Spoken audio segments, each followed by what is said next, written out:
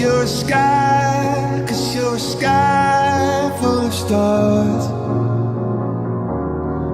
I'm gonna give you my heart,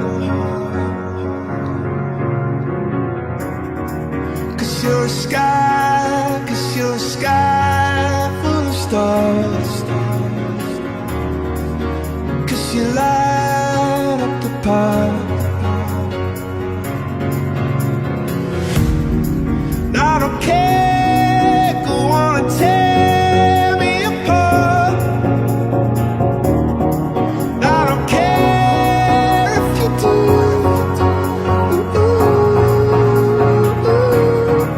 'Cause in the sky, 'cause in the sky full of stars, I think I saw you.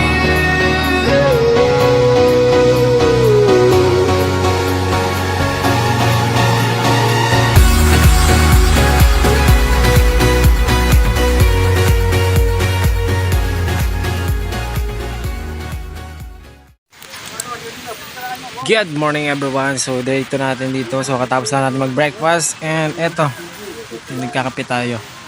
So ito yung view natin for today. So low tide ngayon. Ayan.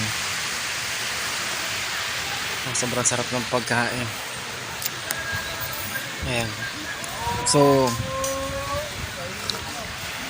na-realize ko lang na worth it yung pagod mo, worth it yung hirap mo, worth it yung sakripisyo mo, diba? The moment na na-experience mo yung mga ganitong bagay, diba? So dati pinapangarap ko lang yung ganito na makapunta dito sa Boracay.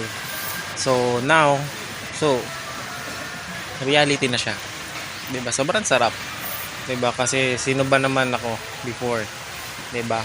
Dating ordinaryo lang, diba? Di ko na-expect na makapunta tayo dito sa Boracay, pero ito yung plan ni God para sa atin.